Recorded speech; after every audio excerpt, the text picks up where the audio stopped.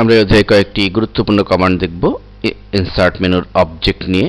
তো আমরা ইনসার্ট মেনুর অবজেক্টে চলে যাচ্ছি এবং সেখানে আমরা জানি যে এমএস ওয়ার্ডেও বেশ কিছু অপশন ছিল, যেমন মাইক্রোসফট ইকুয়েশন ইত্যাদি। তো আমরা এখানে চমৎকার কিছু জিনিস দেখতে পাচ্ছি, যার মধ্যে দেখুন ক্যালেন্ডার কন্ট্রোল। আমরা যদি ক্যালেন্ডার কন্ট্রোল ক্লিক করে ওকে বাটনে ক্লিক করি, তাহলে আমরা যে জিনিসটি পাচ্ছি যে একটি ক্যালেন্ডার অটোমেটিক্যালি ক্রিয়েট হওয়া, তৈরি হওয়া একটি ক্যালেন্ডার যেটি দেখতে পাচ্ছি। এখন আমরা ইচ্ছে করলে ডেট, টাইম ইত্যাদি চেঞ্জও করে ফেলতে পারি।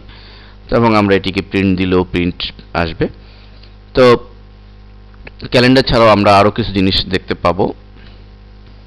দেখুন ক্যালেন্ডার ছাড়াও আমরা এখানে মিডিয়া ক্লিপ, গ্যালারি এবং মাইক্রোসফট ভিডিও ক্লিপ আনতে পারি এবং ওয়েব সাউন্ড। সাপোজ আমরা ওয়েব সাউন্ড যদি এখানে আনতে চাই, তো ওকে বাটনে ক্লিক করলে অটোমেটিকলি এখানে একটি সাউন্ডের ভলিউম ফাইল আমরা দেখতে পাচ্ছি এবং এখানে আমরা যা রেকর্ড করব, সাপোজ আমরা এক্সেলে কোনো বিষয় রেকর্ড করতে চাচ্ছি, সে আমরা রেকর্ড করতে চাচ্ছি, দেখুন আমরা এখানে যদি রেকর্ড বাটনে ক্লিক করি এবং রেকর্ড করি মাইক্রোসফট এক্সেল, তো আমরা রেকর্ড করলাম মাইক্রোসফট এক্সেল। এখন আমরা যদি দেখুন এটা ক্লোজ দিয়ে দিচ্ছি এবং ক্লোজ দেওয়ার পরে আমরা একটি অডিও ফাইল পাচ্ছি এবং এই ফাইলটি আমাদের এক্সেলের ডাটা শিটে অনেক সময় প্রয়োজন হতে পারে, যে আমরা একটি অ্যাকাউন্টস বা আমরা একটি লেজার তৈরি করেছি এক্সেলে এবং সেখানে আমরা কিছু ধারা বিবরণী আমরা দিতে চাই সাউন্ডের মাধ্যমে, তো সেটি আমরা এটির মাধ্যমে করতে পারি। দেখুন এখন আমরা যদি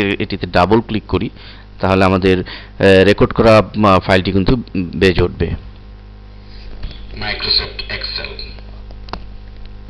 তো মূলত এভাবে আমরা ইনসার্ট মেনুর অবজেক্টের সাহায্যে বিভিন্ন